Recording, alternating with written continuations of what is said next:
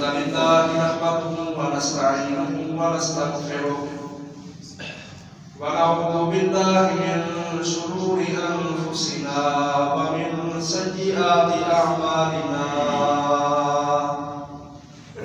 من يهده الله فلا مضل له ومن يضلل فلا هادي له وأشهد أن لا إله إلا الله وحده لا شريك له وأشهد أن محمدا عبده ورسوله أرسله بالحق بشيرا ونذيرا بين يدي الساعة من يطع الله ورسوله فقد رشد ومن يعص الله ورسوله فقد غوى فإنه لا يضر إلا نفسه ولا يضر الله شيئا نسأل الله ربنا تبارك وتعالى أن يجعلنا ممن يطيعه ويطيع رسوله ويتبع رضوانه ويجتنب سخطه فإنما نحن به وله يا أيها الذين آمنوا اتقوا الله حق تقاته ولا تموتن إلا وأنتم مسلمون يا أيها الناس اتقوا ربكم الذي خلقكم من نفس واحدة وخلق منها زوجها وبث منهما رجالا كثيرا ونساء واتقوا الله الذي تساءلون به والأرحام إن الله كان عليكم رقيبا يا أيها الذين آمنوا اتقوا الله وقولوا قولا سديدا يصلح لكم أعمالكم ويغفر لكم ذنوبكم ومن يطع الله ورسوله فقد فاز فوزا عظيما أما بعد فإن خير الحديث كتاب الله وخير الهدي هدي محمد وشر الأمور محدثاتها وكل محدثة بدعة وكل بدعة ضلالة وكل ضلالة في النار فقال الله تبارك وتعالى في القرآن المجيد والفرقان الحميد ولا تستوي الحسنة ولا السيئة ادفع بالتي هي أحسن فإذا الذي بينك وبينه عداوة كأنه ولي حميم وما يلقاها إلا الذين صبروا وما يلقاها إلا ذو حظ عظيم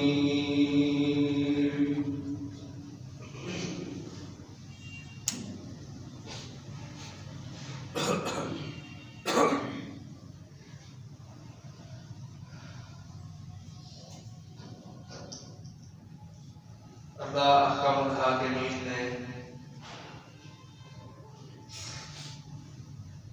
اس دنیا میں انسان کو ایک بہت بڑی ذمہ داری دے کر بھیجا ہے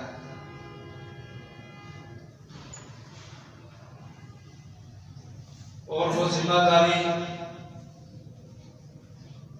انسان نے خود بھی اس کو پورا کرنا ہے اور اگر معاشروں میں ایسے لوگ نظر آئے کہ جو اس ذمہ داری کو ادا نہیں کر رہے ان سے بھی پورا کروانا ہے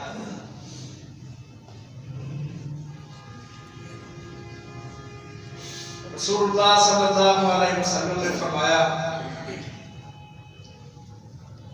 کہ ہر انسان کے ساتھ ایک فرشتہ ہوتا ہے اور ایک شیطان ہوتا ہے. فرشتہ اس بندے کو نیکی کا حکم دیتا ہے اور شیطان اس انسان کو گمراہ کرنے کی کوشش کرتا ہے، برائی کی طرف لے کے جاتا ہے۔ اور یہ وسوسے جو خیالات ہمارے دلوں میں آتے ہیں، کبھی اچھے خیال ہوتے ہیں، کبھی برے خیال ہوتے ہیں، اس کے پیچھے بھی یہی سبب ہے کہ جو فرشتہ ہے وہ نیکی کی طرف ابھارتا ہے اور جو شیطان ہے وہ بدی کی طرف، برائی کی طرف ابھارتا ہے۔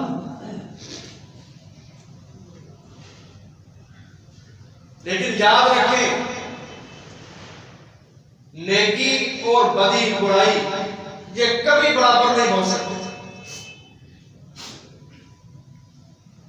قرآن مجید میں اللہ تعالیٰ نے فرمایا وَلَا تَسْتَوِي الْحَسَنَةُ وَلَا السَّيِّئَةُ، حسنہ اچھائی، نیکی، بھلائی کے کام کرنا، خیر والے کام، خیر کا متلاشی ہونا، اور برائی کی طرف جانا، برائی کو تلاش کرنا، فرمایا یہ دونوں متضاد چیزیں ہیں۔ نیکی اللہ کی طرف سے ہوتی ہے، نیکی کرنا عبادت ہے، نیکی کی وجہ سے خیر آتی ہے، برکتیں آتی ہیں، نیکیوں کی وجہ سے معاملات سدھر جاتے ہیں، نیکیوں کی وجہ سے اللہ کی رحمتیں نازل ہوتی ہیں، اور انہی نیکیوں کی بدولت کل قیامت کو جنت الفردوس کا انسان مالک بنے گا۔ اور برائی یہ شیطان کی طرف سے ہے، غلط کام، غلط خیالات، شر کا متلاشی ہونا، غلط کاموں کی طرف جانا، صالح عمل سے دور بھاگنا، یہ سب کچھ شیطان کی طرف سے۔ اور برائی کی نحوست کی وجہ سے برکتیں اٹھ جاتی ہیں، رحمتیں ختم ہو جاتی ہیں، بلکہ فتنے، پریشانیاں، آزمائشیں، ان چیزوں کے اندر بندہ مبتلا ہو جاتا ہے۔ تو نیکی اور برائی یہ کبھی آپس میں برابر نہیں ہو سکتی۔ محترم بھائیوں، اسی امتحان میں اللہ تعالیٰ نے ہمیں لا کھڑا کیا ہے، ہر شخص کو۔ آیا وہ دنیا میں آ کے نیکیاں کرتا ہے، اللہ کی بات مانتا ہے، رحمان کے حکم کا پابند ہے، قرآن و سنت کے پیچھے چلتا ہے، یا وہ شیطان کے پیچھے جاتا ہے، قرآن و سنت کو ٹھوکر مارتا ہے، بدی کی طرف، برائی کی طرف جاتا ہے، جہاں ہی مومن بندے کی آزمائش ہے۔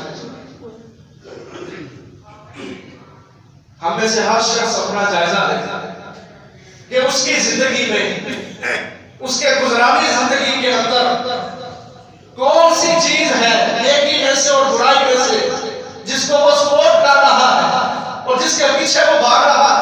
ہر شخص اپنا جائزہ لے سکتا ہے، اور جس نے اس مقام پہ آ کے سوچ لیا اور اپنے آپ کو سنبھال لیا، اللہ کی قسم وہ بندہ دنیا اور آخرت میں کامیاب ہے۔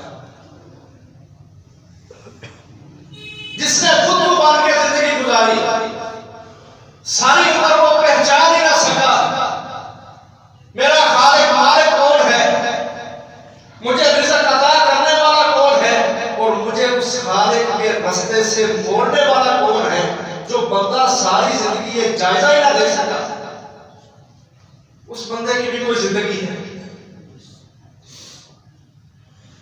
یہاں آ کے ہمارا امتحان ہے، اور اس نقطے کو آج ہمیں سمجھنا ہے۔ اور یاد رکھیں، اللہ نے تو ہمیں پیدا ہی اپنی عبادت کے لیے کیا ہے۔ عبادت کرنا، نیکی والے کام کرنا، خیر والے کام کرنا، یہ انسان کا مقصد حیات ہے کہ اس دنیا کے اندر آ کے وہ جانچے، پرکھے اپنے آپ کو، جائزہ لے اپنا کہ میں کون سے عمل کر رہا ہوں، مجھے اللہ نے کس لیے پیدا کیا، میں کیا کر رہا ہوں۔ ہر شخص پر لازم ہے جائزہ لینا، اپنا محاسبہ کرنا۔ اگر تو وہ نیکیوں کے رستے پر کاربند ہے تو اللہ کا شکر بھی ادا کرے اور اللہ سے مزید توفیق مانگے. اور اگر وہ برائیوں کے راستے پر چل رہا ہے تو اس کو چاہیے کہ بریک لگا دے، سمجھ جائے، ٹھہر جائے، شیطان کو اپنا دشمن سمجھے، کیونکہ شیطان برائی کا حکم دیتا ہے، اور اللہ کو اپنا دوست رکھے، کیونکہ اللہ اور اللہ کے فرشتے انسان کو نیکی کی طرف بلاتے ہیں. اور شیطان کی حقیقت پتہ کیا ہے؟ آج ہمارا مسئلہ یہ ہے کہ ہم زندگی تو گزار رہے ہیں لیکن ہمیں سمجھ نہیں آ رہی ہم کیسے زندگی گزار رہے ہیں، اور ہر شخص پریشان ہے. گناہ کو گناہ سمجھا نہیں جاتا. رسول مکرم صلی اللہ علیہ وسلم نے کیا فرمایا تھا؟ کہا مومن کی مثال، اگر مومن سے کوئی غلطی ہو جائے، کوئی گناہ والا کام کر بیٹھے، تو اس کی مثال ایسے ہے کہ جیسے کسی شخص کے سر کے اوپر پہاڑ لا کے کھڑا کر دیا ہے، اور وہ شخص ڈر رہا ہے کہ ابھی یہ پہاڑ میرے اوپر گر جائے گا اور مجھے پیس کے رکھ دے گا. کتنا خطرے والا معاملہ ہے. کہا مومن کی مثال یہ ہے، اگر مومن سے کوئی غلطی، کوئی گناہ، کوئی جرم ہو جائے، ہے تو وہ بھی انسان، لیکن اس کو اپنی غلطی پر اتنی پشیمانی اور شرمندگی ہوتی ہے کہ اس کو ایسا لگ رہا ہوتا ہے کہ اس نے پتہ نہیں کون سا بوجھ اٹھا لیا، اور وہ بھاگتا ہے اپنی توبہ کی طرف، اللہ کو منانے کی طرف.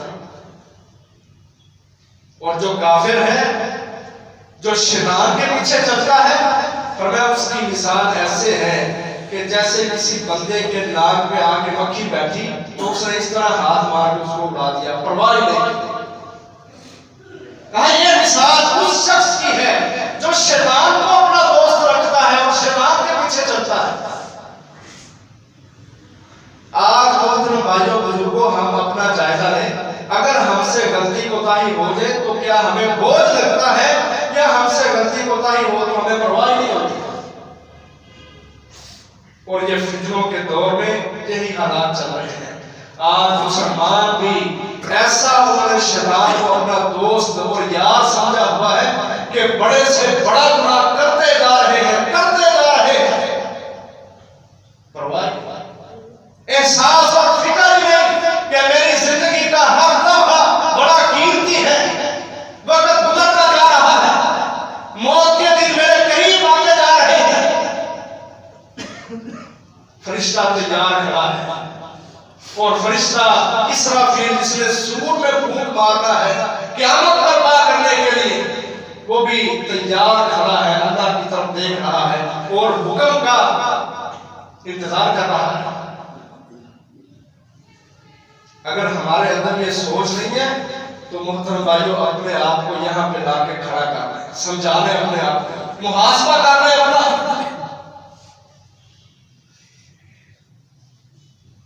اللہ نے قرآن میں کہا ہے وَمَن يَتَّخِذِ الشَّيْطَانَ وَلِيًّا مِن دُونِ اللَّهِ فَقَدْ خَسِرَ خُسْرَانًا مُبِينًا. اس نے شیطان کی بات مانی، شیطان کو اپنا دوست بنا لیا، وہ کھلی گمراہی کے اندر چلا گیا، خسارہ پا، نقصان ہی نقصان ہے. اور شیطان کی تاریخ پتہ کیا ہے؟ یہ بھی بڑا عبادت گزار تھا، لیکن اس کا تکبر اس کو لے ڈوبا. آج بھی تکبر ہے کہ جس کی بنیاد پہ انسان کے قدم سارے عمل کی طرف اٹھتے ہی تھے. میں کروں، نخرے ہمارے اسلام کے لیے نخرے، مجھ سے نہیں ہوتا، میں نہیں کر سکتا، بڑا مشکل حکم ہے. اسلام کو نخرے دکھاتے ہیں. پیچھے کیا ہے؟ شیطان. اور شیطان کی اپنی حالت کیوں بگڑی؟ تکبر کی وجہ سے. اللہ نے آدم علیہ السلام کو پیدا کیا، کہا فرشتوں سے سجدہ کرو، سب نے سجدہ کیا. ابلیس نے کہا میں نہیں کروں. کیوں نہیں کرو گے؟ کہتا ہے خلقتنی من نار وخلقتہ من طین، مجھے تم نے آگ سے پیدا کیا، اس کو تم نے مٹی سے پیدا کیا. آگ بہتر ہے، بہتر اپنے سے کم تک وہ سجدہ نہیں کرتا، میں نہیں کروں.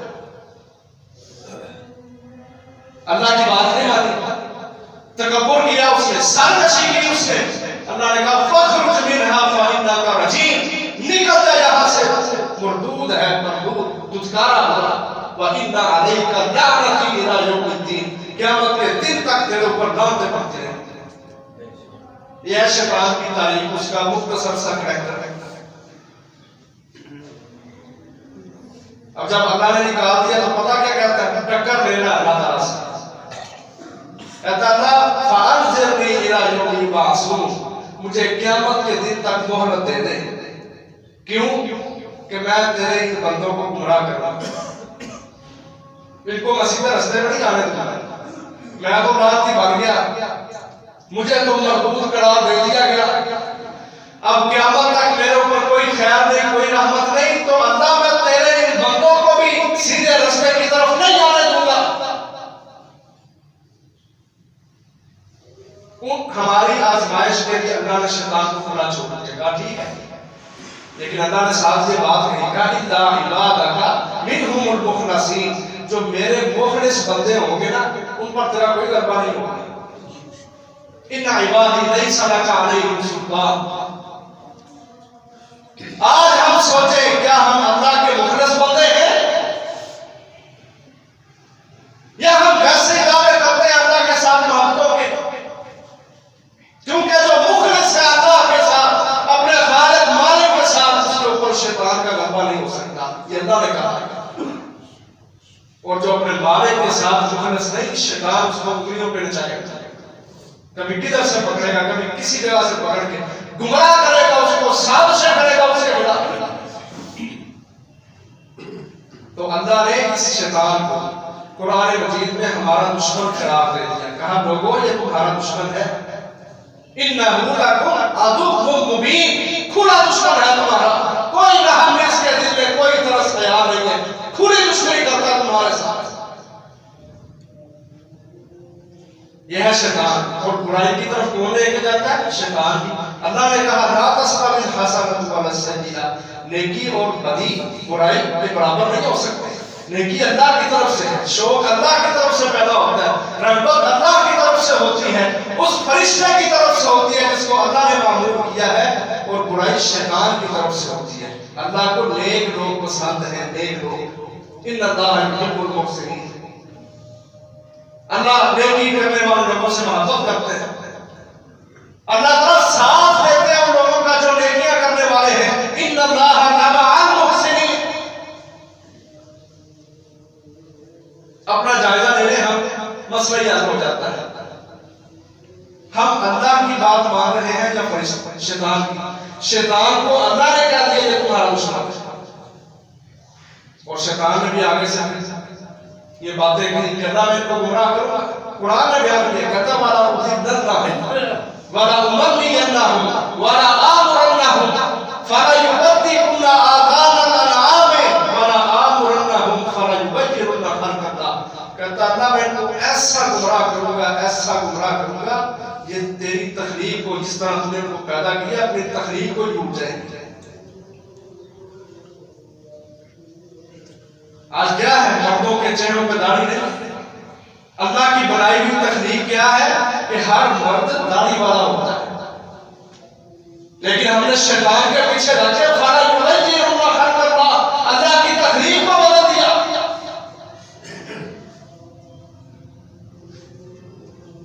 لعنت کی گئی ان عورتوں پر جو اللہ کی تخلیقات کو بدلتی ہیں، لعنت کی گئی رسول اللہ صلی اللہ علیہ وسلم نے لعنتیں کی ہیں۔ حدیث پڑھو، بخاری مسلم کو اٹھاؤ، مطالعہ کرو حدیث کا۔ وہ عورتیں جو اپنے بال کٹواتی ہیں، وہ عورتیں جو اپنے جسم کے کسی حصے کے اندر سوراخ کروا کے وہاں پہ سرما بھرتی ہیں، جو پازیب پہنتی ہیں، اپنے قدموں پر سونا پہنتی ہیں، یہ اللہ کی تخلیقات کو بگاڑنے والی عورتیں اور اللہ کی تخلیق کو بگاڑنے والے مرد کس کے پیچھے چلے ہوئے؟ شیطان کے۔ شیطان نے کہا تھا فَلَيُغَيِّرُنَّ خَلْقَ اللَّهِ، اور وہ اپنی دشمنی دکھا رہا ہے کھلے عام، اور ہمیں پتہ ہی نہیں چل رہا ہم اپنی زندگی کیسے گزارے، ہم لمحہ نہیں لگتا شیطان کے ساتھ ہی بن جاتے ہیں۔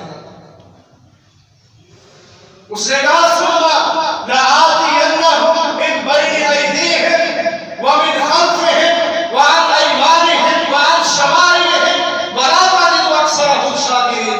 کہتا ہے اللہ میں تیرے بندوں کے پاس آگے سے بھی آؤں گا، پیچھے سے بھی آؤں گا، دائیں جانب سے بھی آؤں گا، بائیں جانب سے بھی آؤں گا، اپنے وسوسوں کے اندر، غلط خیالات کے اندر تیرے بندوں کو میں رکھوں گا.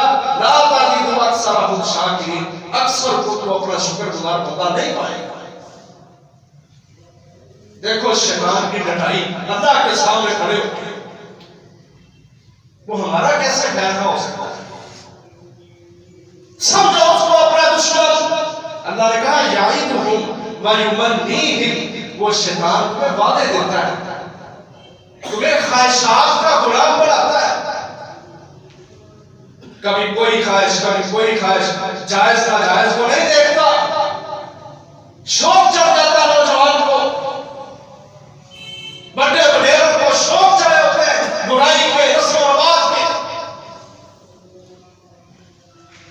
حق پاس آ جاتا ہے پھر بھی نہیں مانتے. واضح آیات سامنے آتی ہے کہ شیطان کا رستہ ہے، یہ رحمان کا رستہ ہے، یہ شیطان کا طریقہ ہے، یہ اللہ کا طریقہ ہے. نہیں مانتے پھر بھی مسلمان پڑھ کے نہیں مانتے. اللہ نے ایسے بندوں کو ظالم قرار دیا. کہا دنیا کے سب سے بڑے ظالم یہ لوگ ہیں کہ جن کے پاس حق آ جائے، ہدایت آ جائے، قرآن آ جائے، حدیث آ جائے، سیرت آ جائے، اپنے نبی کی طریقہ اور اسوہ مل جائے، پھر بھی اپنی ضد کو، رسم کو، معاشرے کو، برادریزم کو نہیں چھوڑے. ومن اظلم ممن افترى على الله كذبا او كذب بالحق لما جاء. سورۃ الکبوت ہے، سیکنڈ لاسٹ آیت ہے، 21واں پارہ. کہ اس شخص سے بڑا ظالم کون ہو سکتا ہے کہ جس کے پاس حق آ جائے پھر اس کو جھٹلا دے. کذب بالحق لما جاء، حق کو اس نے جھٹلایا جب اس کے پاس آ گیا.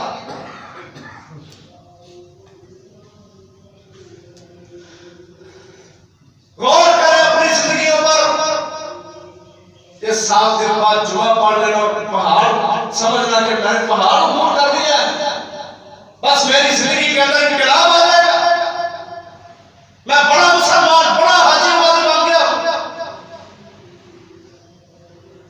اپنی زندگی کے اندر شیطان کو روکنا، اللہ کا پیروکار بننا، توحید پر چلنا، صراط مستقیم پر چلنا. جب تیرے اندر یہ عادتیں آئے پھر تو فخر کا سینہ چوڑا کر کے چل کہ میں اللہ کا مخلص بندہ ہوں. جب تو شیطان کے پیچھے چلتا ہے اللہ کی قسم تجھے سینہ چوڑا کرنے کا کوئی حق نہیں. تو ظالم ہے، یہ تو پرواہ نہیں میرے رب نے کیا کہا ہے میں کیا کر رہا. دشمن سمجھو شیطان کو اپنا، اور جو دشمن ہوتے ہیں ان سے مقابلے کیے جاتے ہیں. یا کوئی مقابلہ نہیں کر سکتا تو اپنے آپ کو بچانے کے لیے تدبیر کرتا ہے. اللہ کی قسم ہم آج تدبیریں بھی نہیں کرتے، مقابلے بھی نہیں کرتے. سوچ اور پہچان ہی نہیں کہ میں نے اپنے آپ کو شیطان سے کیسے بچانا ہے.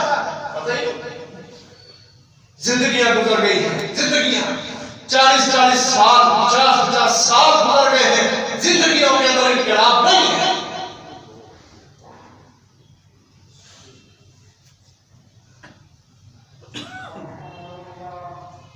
ایک جگہ میں پڑھ رہا تھا ایک کتابی کا قول، وہ کہتا تھا جب بندے کی عمر 40 سال تک پہنچ جائے نا تو آسمانوں سے فرشتے آوازیں لگاتے ہیں، وہ بندے تیری آخری زندگی جو سے نا وہ شروع ہو گئی ہے،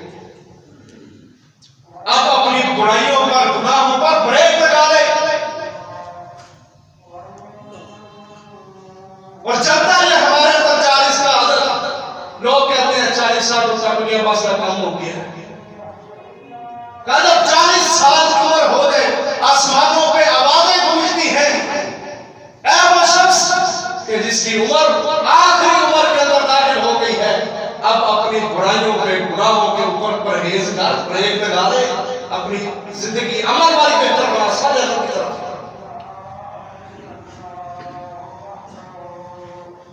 اور ریاض الصالحین کے اندر ریاض الصالحین کے اندر ایک امام نے اپنا قول لکھا ہے، وہ پتہ کیا لکھتے ہیں؟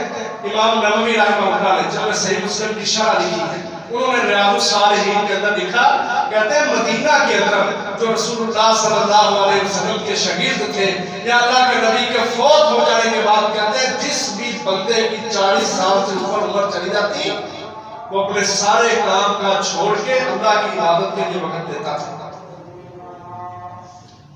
40 سال کے بعد کوئی کام نہیں، کوئی مسئلہ نہیں، میرے اوپر کوئی ذمہ داری نہیں۔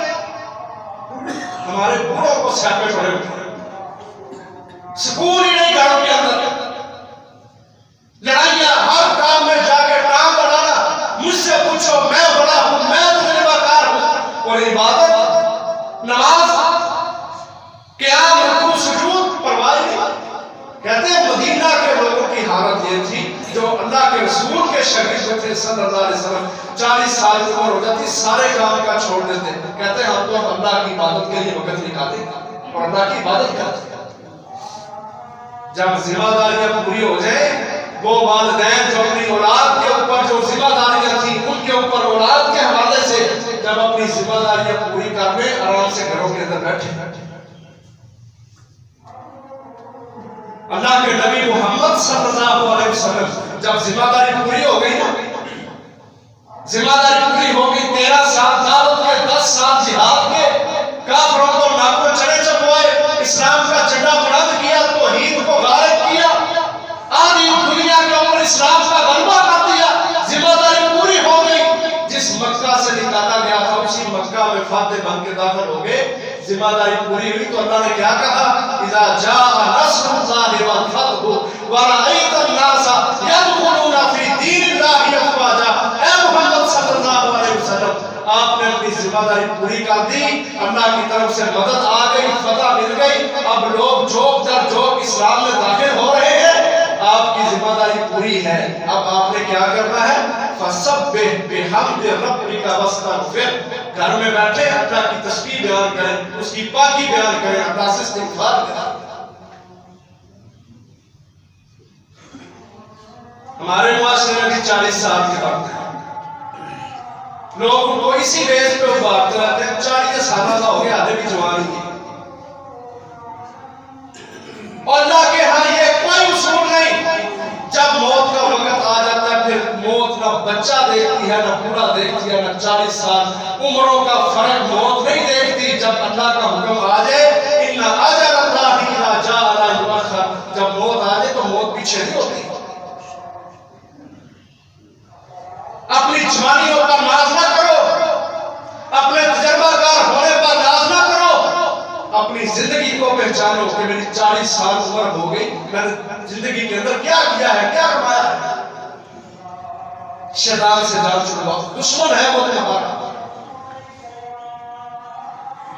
اب اللہ نے یہ بات تو سمجھا دی کہ نیکی اللہ کی طرف سے ہے اور برائی شیطان کی طرف سے ہے، اور شیطان کو دشمن بھی قرار دے دیا، کہا یہ تمہارا دشمن ہے، عبدالآباد تک ہمیشہ تک یہ تمہارا دشمن ہے۔ اور پھر اس کی دشمنی صرف دنیا کی حد تک نہیں ہے،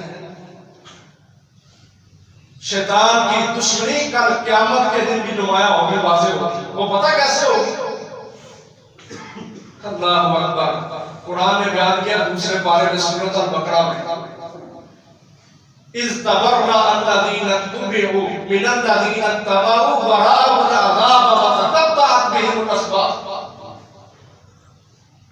کہ جب یہ لوگ جو دنیا میں شیطان کے پیروکار بنے رہے تھے، جب کل قیامت کو ان کے لیے فیصلہ ہوگا کہ یہ جہنم میں جائیں گے، اتنی دیر میں شیطان سامنے آ جائے گا، شیطان سامنے آ جائے گا۔ اب جو شیطان کے چیلے تھے نا، شیطان کی بات مانتے تھے، شیطان کو دیکھتے ہی کہیں گے اللہ یہ ہے وہ، ان اللہ وعدکم وعد الحق ووعدتکم فاخلفتکم۔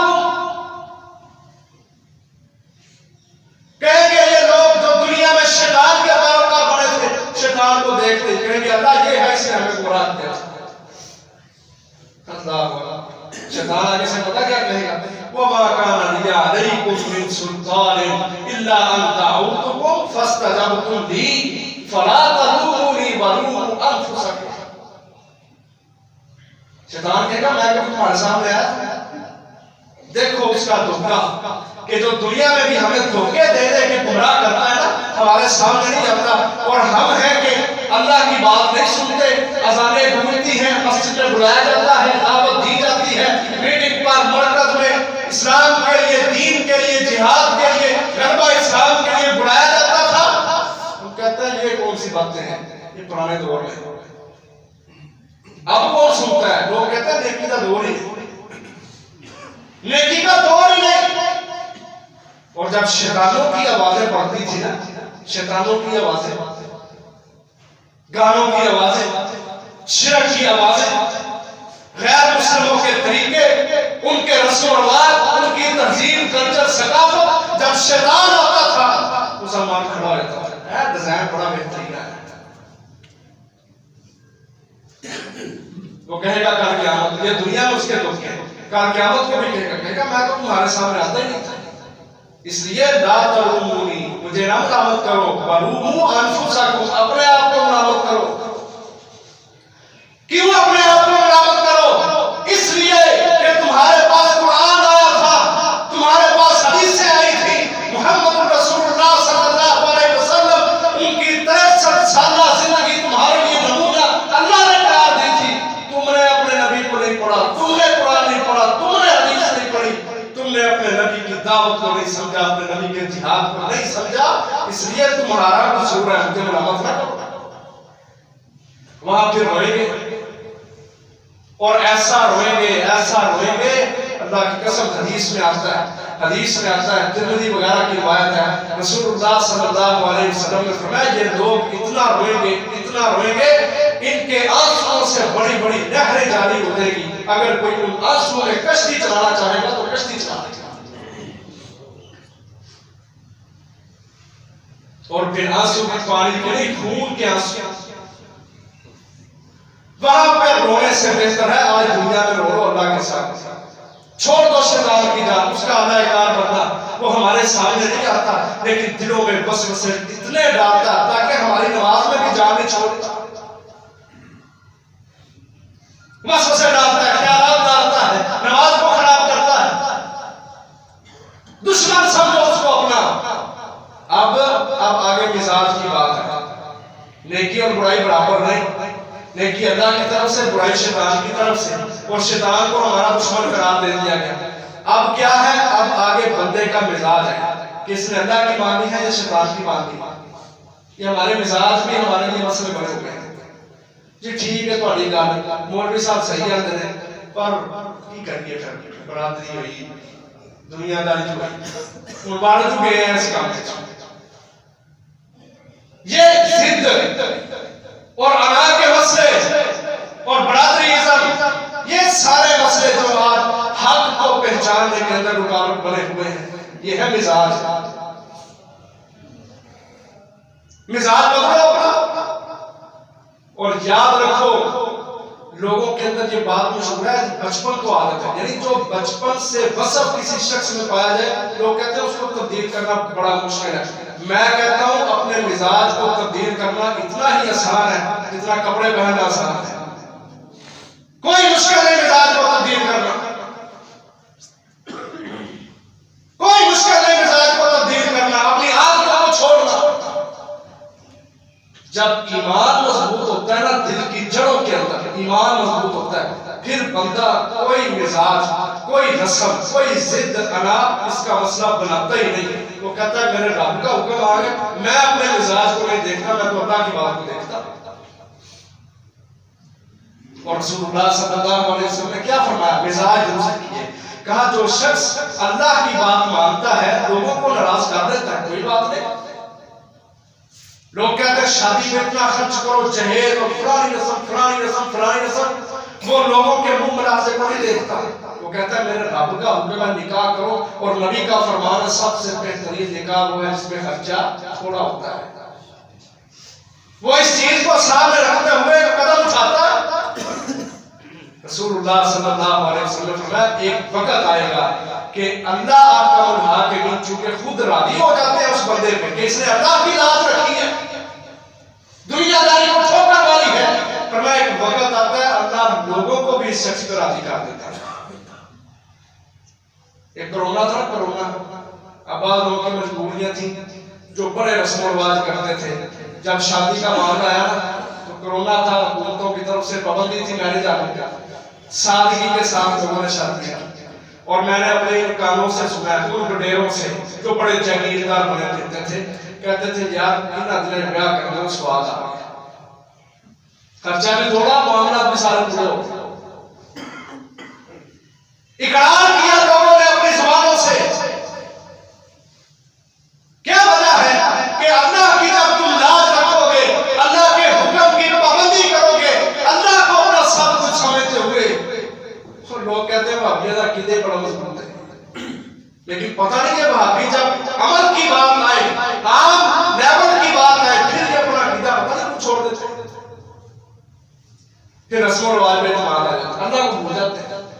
کہا جو اللہ کی لاج رکھا، جس نے اللہ کی لاج رکھی، اللہ لوگوں کو بھی راضی کر دیتا ہے، اور جو شخص لوگوں کو راضی کرتا ہے، ٹھیک ہے جی اللہ کا حکم تو ہے، پھر میری بیگم نہیں مانتی، بیگم کے نخرے، اولاد کی ادائیں، طرح طرح کی فرمائشیں، جب بندہ ان کو سامنے رکھ کے حکم ربی کو ٹھوکر مارتا ہے تو وہ اللہ کو قادر ہے، فرمایا ایک وقت آتا ہے اللہ بھی ناراض ہے، اللہ لوگوں کو بھی ناراض کر دیتا ہے۔ کھا پی کے جاتے ہیں شادیوں سے، پھر بھی گھر جا کے کہتے ہیں کتا کی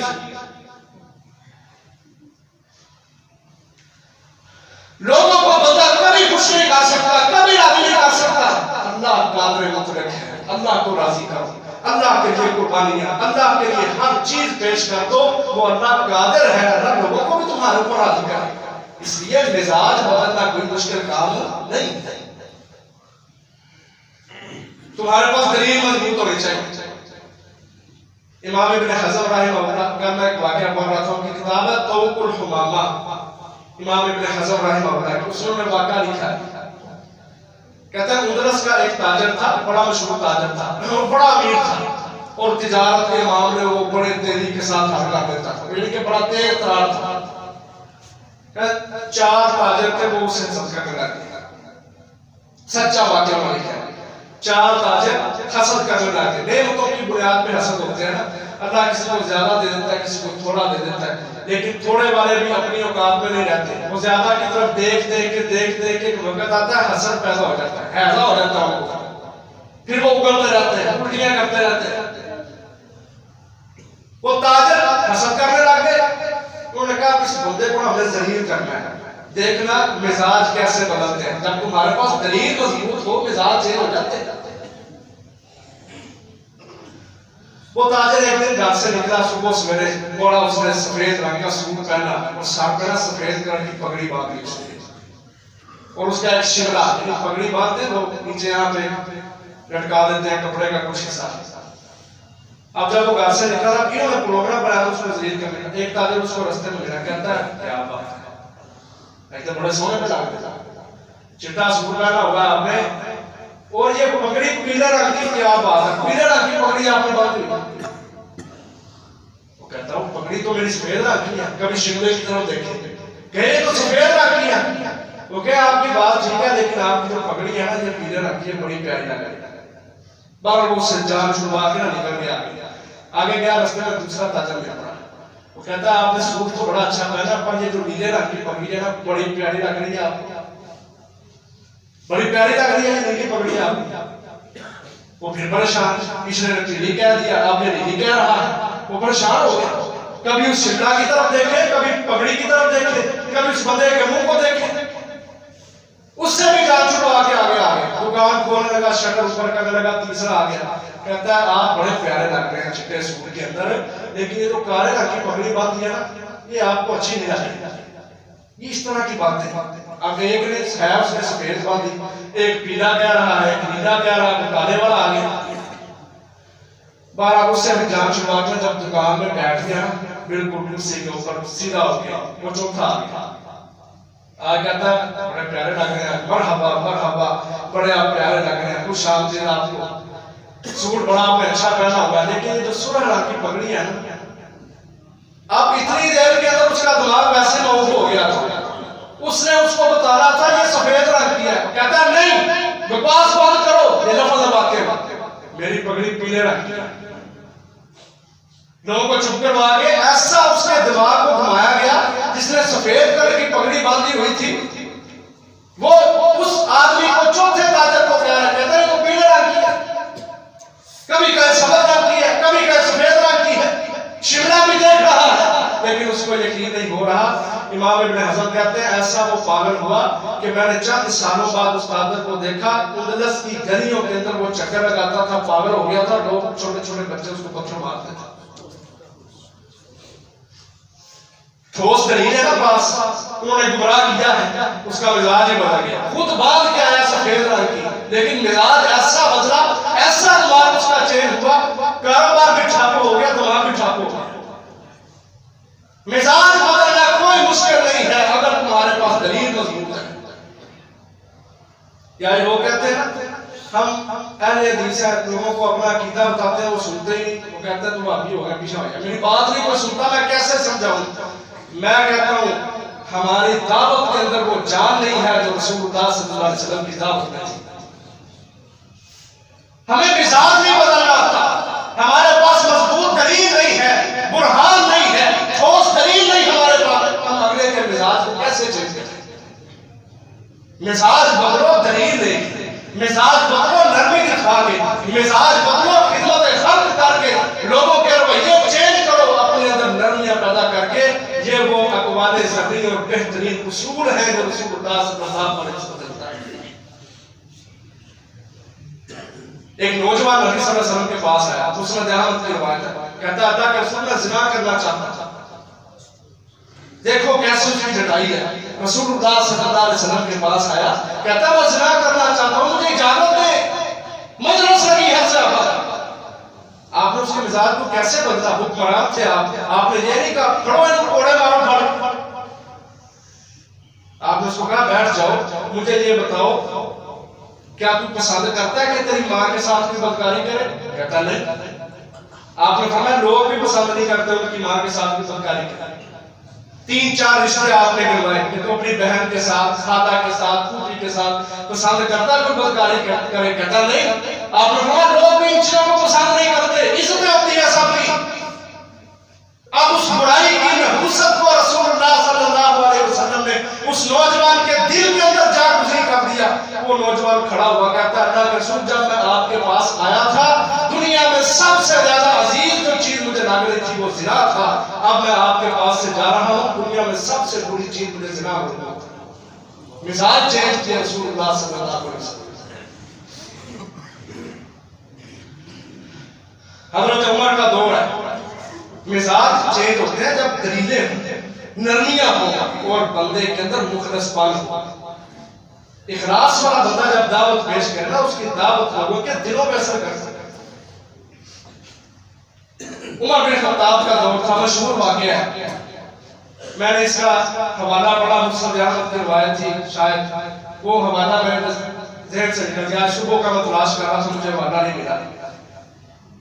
وہ واقعہ یہ تھا کہ حضرت عمر کے دور میں ایک نوجوان، عورتیں بھی مسجد میں آتی تھی نماز کے لیے، مرد بھی جاتے تھے، ایک نوجوان تھا وہ ایک عورت کا رستہ روکتا تھا ہر روز نماز کے بعد، جاتا کسی اور مسجد میں تھا لیکن نماز کے وقت نا اس عورت کا رستہ روکتا تھا۔ 2-3 دن ایسے ہوئے، چوتھے دن اس عورت نے پوچھ لیا، اس نے کہا تجھے کیا مسئلہ ہے؟ وہ کہتا میں تجھے پسند کرتا ہوں اور تجھ سے شادی کرنا چاہتا تھا۔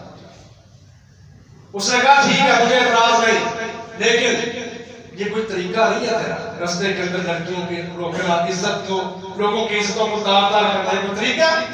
اپنے دل کو صاف کر اور تیری میں ہر شرط مانوں گی، بشرط یہ کہ تو حضرت عمر کے پیچھے 40 دن نماز پڑھ کے 40 دن حضرت عمر کے پیچھے نماز پڑھ جا۔ وہ کہتا ہے یہ کون سا بڑی بات ہے، میں تو باتیں کر رہا تھا کہ میں تیرے لیے اپنی محبوبہ کے لیے آسمان سے تارے بھی توڑ رہا ہوں، یہ تو کون سی بات ہے، چھوٹی سی بات ہے۔ میں کہا ٹھیک ہے، 40 دن نماز پڑھی حضرت عمر کے پیچھے۔ اب حضرت عمر کون ہے؟ اخلاص سے بھرا ہوا شخص۔ رسول اللہ صلی اللہ علیہ وسلم نے فرمایا جس گلی سے شیطان گزرتا عمر اور عمر جس گلی سے گزرتا ہے شیطان اس گلی سے نہیں گزرتا، رستہ بدل دیتا ہے۔ صحیح مسلم کی روایت ہے، رسول اللہ صلی اللہ علیہ وسلم کے پاس عورتیں آئیں، خامدوں کی شکایتیں لگا رہی ہیں اور خرچہ زیادہ لینے کا مطالبہ کر رہی ہیں، آوازیں ان کی بلند ہے۔ حضرت عمر آئے، دروازہ کھٹکھٹایا، پوچھا کون؟ کہا عمر۔ عمر کی آواز سنی تو عورتیں نبی صلی اللہ علیہ وسلم سے اٹھ کے بھاگ گئی، جو پردہ تھا کمرے میں پردے کے پیچھے چلی گئی۔ حضرت عمر ہنسنے لگ گئے، حضرت نبی صلی اللہ علیہ وسلم ہنسنے لگ گئے، حضرت عمر اندر داخل ہوئے، آپ کو مسکراتا ہوا دیکھ کے کہتے ہیں اضحک اللہ سنک، اے اللہ کے رسول، اللہ آپ کو ہمیشہ مسکراتا ہی رکھے۔ لیکن بات کیا ہے؟ کہتے ہیں عمر تیرا روب بڑا ہے۔ یہ عورتیں میرے پاس بیٹھی تھی تو یہ خرچے کا مطالبہ اور خامدوں کی شکایتیں، تیری آواز سنی تو ساری بھاگ گئی۔ حضرت عمر کہتے ہیں او اللہ کی دشمنوں، اللہ کے رسول تمہارے اندر موجود ہے، ان سے کیوں نہیں ڈرتی؟ مجھ سے ڈر رہی ہو، کیا وجہ ہے؟ کہتے ہیں عمر تو دین میں سخت بڑا ہے، تو سخت بڑا ہے، تو سختی بڑی کرتا ہے، اس لیے ہمیں تجھے ڈر آتا ہے۔ حدیث میں آتا ہے رسول اللہ صلی اللہ علیہ وسلم اتنا ہنسے حتی بدت نواجذہ، آپ کی ہنسن کے داڑھیں نظر آنے لگ گئی، اور آپ نے یہ لفظ اس وقت بولے تھے کہ جس گلی سے عمر گزرتا ہو شیطان اس گلی سے نہیں گزرتا۔ یہ اخلاص والے بندے 40 دن گزرے نا، اب رستے کے اندر وہ لڑکی خود انتظار کر رہی ہے، وہ لڑکی خود انتظار کی ادھر آ کھڑی ہے، وہ نوجوان جا رہا سر نیچے رکھ کے اس نے لڑکی کی طرف دیکھ رہی، اس نے روک لیا، کہتا کیا بات ہے؟ میں آج خود تیرے انتظار میں کھڑی ہوں۔ کہتا ہے آگے میں خواہشات کا غلام تھا، عمر کے پیچھے 40 دن نماز پڑھی ہے، اس نے مجھے اللہ کے ساتھ جوڑ دیا ہے۔ اب میرا کچھ دل نہیں لگتا دنیا کی خواہشات میں، غلط کاموں میں، خواہش پرستی میں، نفس کو اپنا غلام بنانے میں، کچھ میرا دل ہی نہیں کرتا۔ اس نے اللہ کے ساتھ مجھے جوڑ دیا ہے، میرا اور میرے رب کا وعدہ ہے۔ مزاج اس طرح چینج ہوتے ہیں جب بندہ اخلاص اپنے اندر رکھتا ہے۔ تو سمجھ کے آیا کہ نیکی اور برائی آپس میں برابر نہیں ہے، نیکی اللہ کی طرف سے ہے، برائی شیطان کی طرف سے ہے، اور شیطان ہمارا دشمن ہے۔ جو مزاج کا معاملہ ہے وہ مزاج ہم نے قرآن و سنت کو پڑھ کے درست کرنا ہے، ویسے مزاج نہیں درست ہوتے، اور مزاج ہم بندے کا مختلف ہے۔ رسول اللہ صلی اللہ علیہ وسلم نے فرمایا آخری حدیث کہ اللہ تعالیٰ نے انسان کو پیدا کیا مٹی سے، اور مٹی ایک زمین سے نہیں ہے بلکہ زمین کی جتنی قسمیں ہیں، طرح طرح کی مٹی ہے، سب مٹیوں کو اکٹھا کر کے اللہ کا الحاکم نے ایک انسان کو بنایا۔ تو چونکہ مٹی مختلف ہے، کچھ مٹی بڑی زرخیز ہوتی ہے، فصلیں اگاتی ہے، کچھ بنجر ہوتی ہے، کنڈر شور والی زمین ہوتی ہے، کہا جس طرح مٹی کا مزاج مختلف ہے، مٹی کا رنگ مختلف ہے، مٹی سے چونکہ انسان پیدا ہوا اس لیے اس کا بھی رنگ مختلف ہے اور مزاج مختلف ہے۔ اور مزاج سب کے مختلف ہیں، لیکن دین سب کے لیے، دین سب کے لیے ایک ہے۔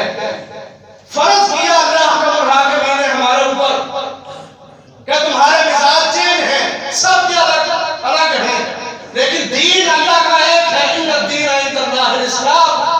ہر شخص اپنے مزاج کو دھو کر مارے اور دین کا پابند بنے، یہ وہ شخص ہے جو دنیا کا کام ہے۔ اللہ تعالیٰ سے دعا ہے اللہ تعالیٰ ہم سب کو زیادہ سے زیادہ نیکیاں کرنے کی توفیق دے۔ وآخر دعوانا الحمدللہ۔